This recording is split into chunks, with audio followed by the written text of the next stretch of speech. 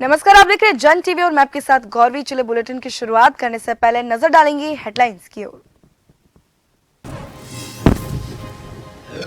उत्तराखंड के शहरी विकास मंत्री ने स्मार्ट सिटी कार्यों का किया निरीक्षण। अधूरे निर्माण कार्य को किया जाए पूरा, खुले खड्डों को जल्द भरने के दिए निर्देश।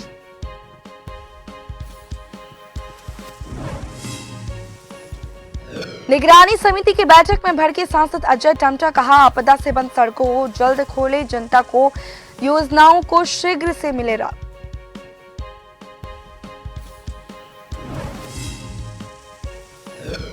देहरादून में डेंगू की दस्तक, मामले बढ़ने के बाद जागा नगर निगम। आशा आंगनबाड़ी कार्यकर्ता घर घर में सर्वे में जुटे।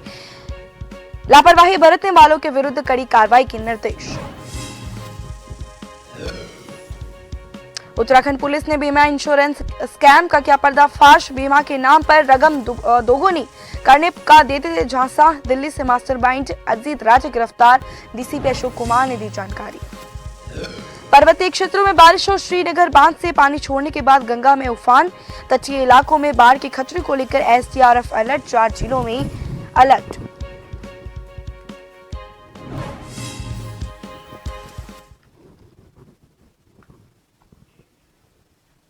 अब खबरें विस्तार से। शहरी विकास मंत्री डॉक्टर प्रेमचंद अग्रवाल ने स्मार्ट सिटी के कार्यों का औचक निरीक्षण करते हुए सबसे पहले देहरादून के द्वारका स्टोर इसी रोड पर पहुंचे, जहां उनके साथ विभाग के अधिकारियों समेत पूरा सरकारी अमला मौजूद रहा। निरीक्षण करने के दौरान उन्होंने मीडिया को जानकारी देते हुए बताया कि कुछ काम ऐसे हैं जो कि पूरे हो चुके हैं और कुछ काम अभी और होना बाकी है, लेकिन कई काम ऐसे भी हैं जिसमें सुरक्षा का ख्याल रखा जाना चाहिए था, लेकिन उसको दरकिनार कर दिया गया है, जिससे शहरी विकास मंत्री प्रेमचंद अग्रवाल काफी नाराज नजर आए। उन्होंने बताया कि बरसात के कारण निर्माण कार्यों की रफ्तार धीमी है और धीरे धीरे निर्माण कार्यों को पूरा किया जा रहा है। उन्होंने नाराजगी जाहिर करते हुए अधिकारियों को निर्देशित किया कि जहां पर अधूरे निर्माण कार्य है, उन अधूरे निर्माण कार्यों को पूरा किया जाए।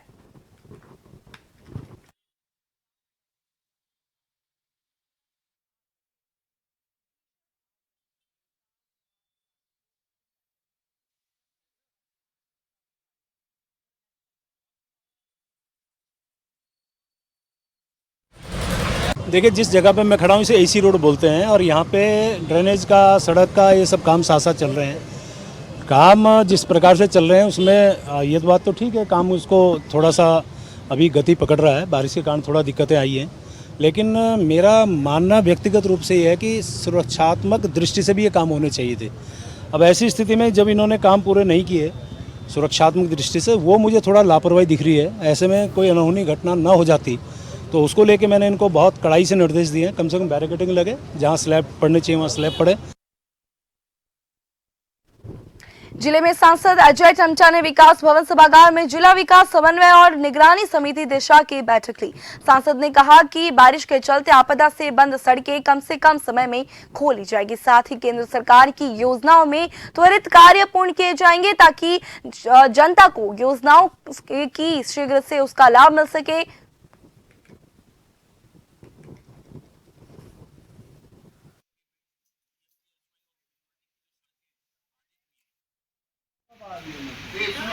सभी डिपार्टमेंट की बैठक ली गई है और ख़ास तौर पर चूंकि आपदा को देखते हुए पीएमजीएसवाई और पीडब्ल्यूडी की जो सड़कें बाधित हुई हैं उनके तुरंत खोलने के निर्देश दिए हैं और भारत सरकार से मिलने वाली लोगों के पैसे को तुरंत तत्काल उनके कार्यों को अच्छा करें, गुणवत्ता युक्त करें। और हमारे जो पीएमजीएसवाई की सड़कों के अलावा जो पीडब्ल्यूडी की सड़कें उसमें भी हमने सीआरएफ का पैसा दिया है। उन सड़कों को हमने स्वयं आज देखा भी है, उसमें भी गुणवत्ता आए और नालियाँ बने, कवर बने, कलवर्ट बने। सर्किट हाउस काठ गोदाम में केंद्रीय रक्षा राज्य मंत्री एवं नैनीताल सांसद अजय भट्ट ने दिशा की बैठक ली, जिसमें नैनीताल जिले के तमाम विभागों के अधिकारी मौजूद रहे। इस दौरान केंद्रीय रक्षा राज्य मंत्री अजय भट्ट ने कहा कि केंद्र के द्वारा जो भी योजनाएं जिले के अंदर चल रही है उनके कार्यों में तेजी लाने के निर्देश दिए गए। वहीं बैठक के दौरान हल्द्वानी मेयर जोगेंद्र रोतेला ने अघोषित बिजली कटौती और ट्यूबवेल के बार बार खराब हो जाने पर अपनी नाराजगी जाहिर की।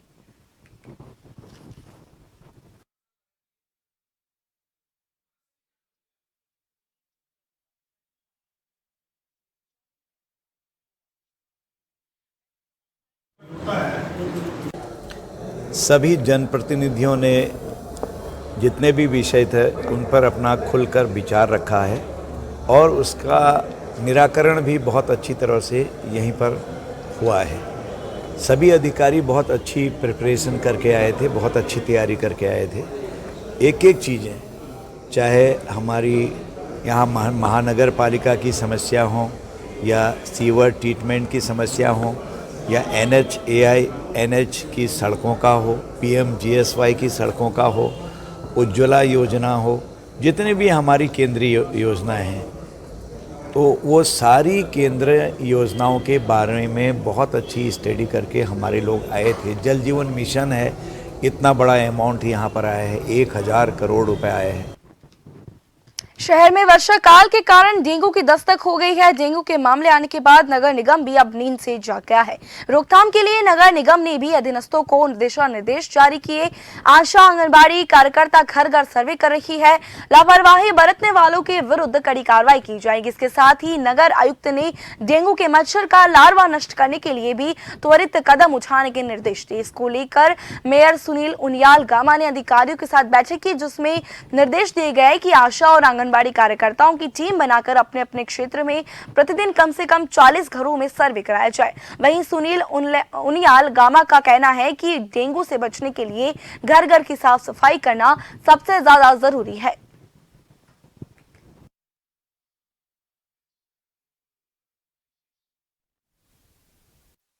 नगर निगम और अपना स्वास्थ्य विभाग जो हमें अभियान चलाना चाहिए, जागरूकता वार्ड वार्ड जो है, मोहल्ले मोहल्ले, घर घर जाके जो है हमारा जो अभियान है हमने प्रारंभ किया है कि घर में जहाँ भी जो है पानी इकट्ठा होता है, चाहे कूलर हैं, चाहे जो हमारा 1 हफ्ते तक जो पानी हम इकट्ठा करते हैं, उसको सभी से अनुरोध किया जा रहा है कि इसको जो है 2-3 दिन में पानी आप बदल दें।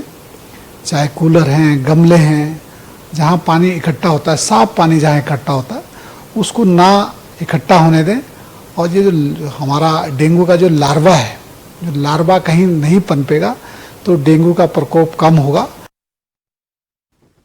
नगर निगम की ओर से रानी बाग चित्रशिला घाट पर बन रहा विद्युत शवदाह गृह माह भर में बनकर तैयार हो जाएगा। सब कुछ ठीक रहा तो जुलाई में लोग यहां मृतकों की अंत्येष्टि करा सकते हैं। 2 करोड़ 71 लाख रुपए की राशि से बन रहा शवदाह गृह केंद्र तमाम अटकलों के बाद आखिरकार अब पूरा होने जा रहा है। जुलाई 2020 में इलेक्ट्रिक शवदाह गृह की नींव रखी गई थी।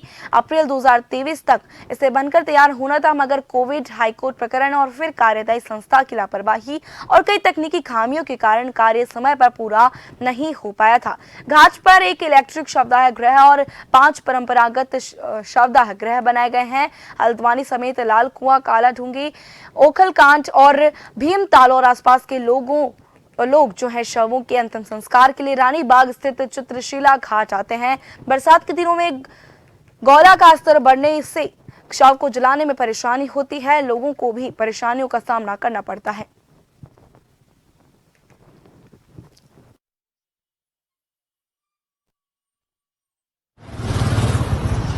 यहाँ पर कार्यक्रम और इसकी निर्माण लगभग 2.5 वर्ष हो गए हैं। उस समय ये माननीय उच्च न्यायालय में इसमें बात था, उस कारण से लंबित हुआ। उसके पश्चात वर्तमान में इसमें कार्य चल रहा है। थोड़ा सा जो वेबकॉस कंपनी है, जो कार्यदायी संस्था है, उसके द्वारा कार्य हल्का किया जा रहा है। फिर भी मुझे आशा है कि मैंने अभी नगर आयुक्त और जो सहायक अभियंता उनको कहा इस विषय में, तो मुझे ये जानकारी प्राप्त की 1-2 माह के अंदर इसकी कमीशनिंग हो जाएगी। और हमारा अनुमान है कि अगर वार मोड पे काम किया तो 1 महीने के अंदर कार्य पूरा हो जाएगा। कुछ पेमेंट के इशूज थे उसको कल रिजॉल्व किया जाएगा, जो उनके पेमेंट पेंडिंग है उसको भुगतान किया जाएगा और जो आपको संस्था है उनके प्रतिनिधियों से बात की जाएगी और प्रयास करेंगे 1 माह के अंदर ये हैंडओवर हो जाए। विद्युत तो जो कनेक्शन लगना है यहाँ पर उसके लिए भी पेमेंट कर दिया गया विद्युत विभाग को, शीघ्र ही उसका कनेक्शन भी प्राप्त हो जाएगा क्योंकि इलेक्ट्रिक शवदाह कनेक्शन के बाद ही उत्तराखंड एसटीएफ ने साइबर क्राइम चाइल्ड पोर्नोग्राफी से संबंधित 113 एफआईआर दर्ज की है, जहां इस साल खुद 49 से ज्यादा एफआईआर दर्ज हुए और 38 शिकायतों पर जल्द ही अलग अलग जिलों में एफआईआर होगी। उत्तराखंड के पुलिस महानिदेशक अशोक कुमार ने बताया कि चाइल्ड पोर्नोग्राफी कानून गैर जमानती अपराध है। उत्तराखंड पुलिस सक्रिय रूप से ऐसे मामले दर्ज कर रही है जहां टिप लाइन के तहत दर्ज 113 प्राथमिकी पुलिस द्वारा ही की जाती है। उन्होंने कहा कि इंटरनेट पर ब्राउजिंग करना भी बड़ा अपराध है।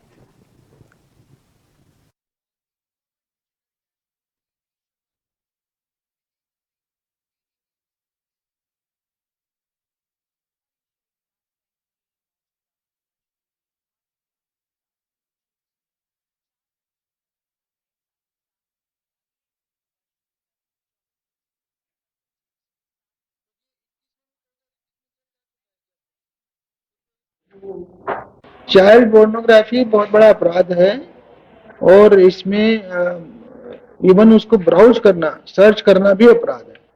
तो इसमें अभी तक उत्तराखंड पुलिस ने 113 एफआईआर दर्ज की हैं और इसमें यही मेरा एडवाइस है कि किसी भी रूप में चाइल्ड पोर्नोग्राफी को न प्रमोट किया जाए, न उसको देखा जाए, न शेयर किया जाए। और अब वक्त एक छोटे से ब्रेक का।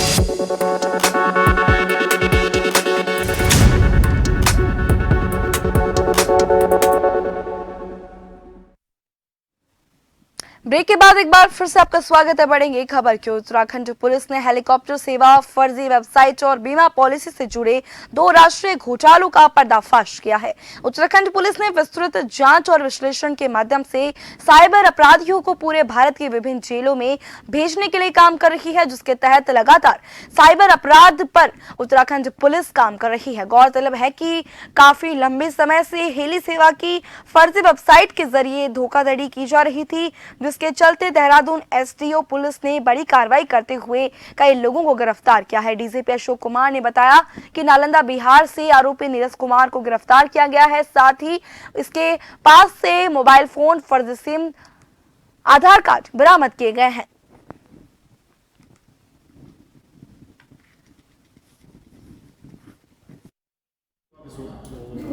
देखिए, उत्तराखंड में केदारनाथ जी की यात्रा को लेकर के एहली टिकट्स के फ्रॉड हमारे सामने आ रहे थे। हमने इसके केसेस को रजिस्टर किया और विवेचना एसटीएफ को ट्रांसफर की। तो हमारे एसटीएफ के साइबर क्राइम थाने ने जो है इसमें इन्वेस्टिगेशन किया और एक बहुत बड़ा गैंग पकड़ा है नालंदा और नवादा बिहार से। उसमें gang leader Neeraj Kumar identify हुआ है और इनके पास से बहुत सारे मोबाइल, सिम कार्ड, आधार कार्ड फर्जी सब मिले हैं और इनके खिलाफ पूरे जब इन मोबाइलों को, आधार कार्ड का और सिम कार्ड का पूरा एनालिसिस किया गया तो देश भर में इनके खिलाफ 6100 शिकायतें हैं और 280 एफआईआर दर्ज पाई गई।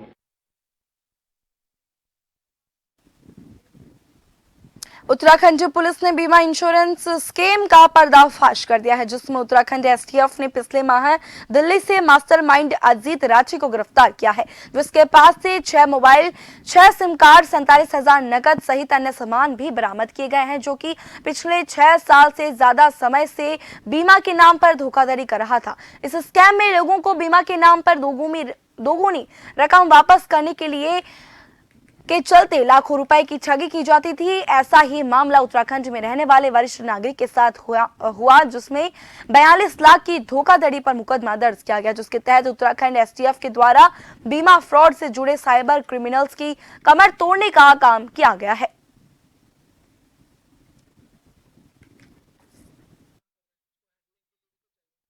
कोई कॉल कर रहा है। हमारे यहाँ एक कंप्लेनेंट आए थे 82 साल के, उनके साथ 42 लाख का इंश्योरेंस के नाम पे फ्रॉड हो गया। वो बेचारे कई सालों तक ये समझ करके जेन्युइनली कि मेरी बीमा किस्तें जा रही हैं, इनमें किस्तें भरते रहे। और तब जब उसको पता चला तो उसने हमारे साइबर थाने को रिपोर्ट किया। तो इसमें हम एक गैंग लीडर पकड़ करके लाए, अजीत राठी गाजियाबाद से, जिसके पास से हमें बहुत सारे मोबाइल मिले हैं, सिम कार्ड मिले हैं और उसके खिलाफ इन मोबाइल और सिम कार्ड के डाटा के बेसिस पे हमने जब मिलान किया है तो 1400 शिकायतें और 72 एफआईआर मिले हैं देश भर में। तो इसके खिलाफ भी हम लोग गैंगस्टर एक्ट में कार्रवाई करेंगे और सभी डीजीपीज को लिखेंगे कि वो लोग भी अपने स्टेट के केसेस जो है वो करें और इसके जो बाकी मेंबर्स हैं उनको भी गिरफ्तार करके लाएंगे। उत्तराखंड एक बार फिर से हड़ताल प्रदेश बनता जा रहा है। विक्रम संचालक पिछले 3 दिनों से हड़ताल पर हैं, जिस कारण विक्रमों का संचालन बंद है। मंगलवार को विक्रम संचालक अपने विक्रम को लेकर आरटीओ कार्यालय देहरादून पहुंचे और जमकर हंगामा किया। उनकी मांग है कि परिवहन निगम ने उनको परेशान किया है। आरोप है कि आरटीओ सुनील कुमार जिस तरीके से विक्रम को हटाकर मैजिक को लाना चाहते हैं, जो कि बिल्कुल गलत है, क्योंकि ये मामला पहले ही हाईकोर्ट में चल रहा है और हाईकोर्ट ने दिसंबर की तारीख लगाई है, लेकिन उससे पहले ही किसी भी तरीके से विक्रम चालकों को हटाने की कवायद परिवहन अधिकारियों के द्वारा की जा रही है।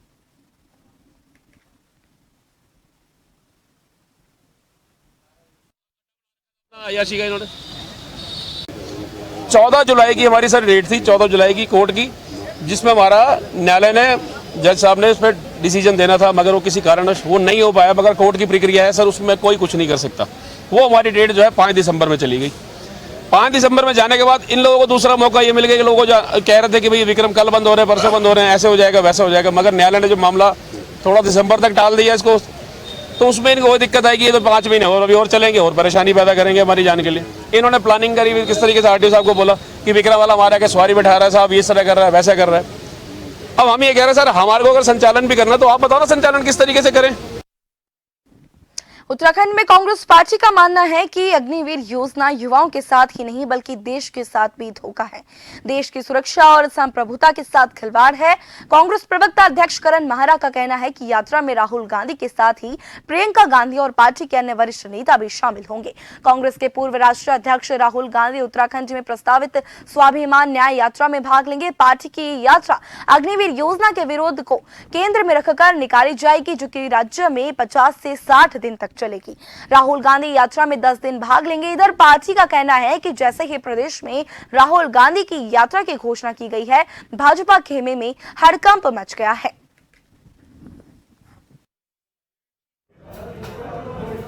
राहुल गांधी जी हमारी पदयात्रा में लगभग 10 दिन रहेंगे और अग्निवीर योजना को लेकर ये यात्रा है, क्योंकि इसकी दुश्वारियां हैं, देश की सीमाएं कमजोर हुई हैं, देश की सेना कमजोर हुई है। और राहुल गांधी जी ने चिंता व्यक्त की इसको लेकर। उन्होंने कहा कि ये सैनिक बहुल क्षेत्र है उत्तराखंड, यहाँ से हर परिवार से कोई ना कोई व्यक्ति फौज पे है और इसका दुष्प्रभाव हमारी इकोनॉमी में भी पड़ रहा है, राष्ट्र की सीमाओं में भी पड़ रहा है, गांव से इससे पलायन भी बढ़ेगा, इस बात की उनको चिंता है। और राहुल गांधी जी ने कहा है जो 50-60 दिन की आप पद यात्रा उत्तराखंड में निकालेंगे, उसमें 10 दिन कम से कम प्रतिभाग राहुल गांधी जी भी करने जा रहे हैं। देखिए, इनके पद यात्रा के लिए तो सबसे बड़ी बात यह है कि 2-4 कदम जो चल ना सके, रफ्तार की बातें करते हैं, पायल का जिनको पता नहीं झनकार की बातें करते हैं। चाहे कितनी भी पद यात्रा कर लें, चाहे कितनी भी भ्रामक अफवाहें फैला दे देश में, लेकिन जो ये अग्निवीर की योजना है, ये युवाओं के प्रति जोश में भरने वाली योजना है, युवाओं के भविष्य के लिए अच्छी योजना है। इससे युवाओं के भविष्य का उज्जवल रहेगा।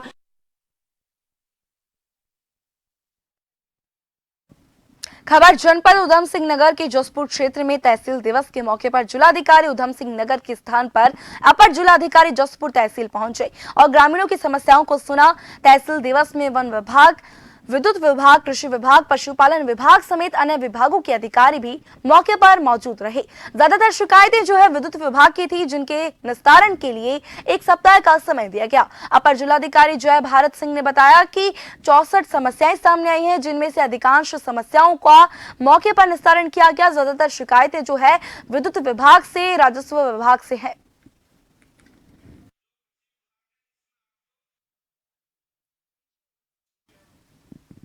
और इसी के साथ इस बुलेटिन में फिलहाल इतना ही। बने रहे जन टीवी के साथ। नमस्कार।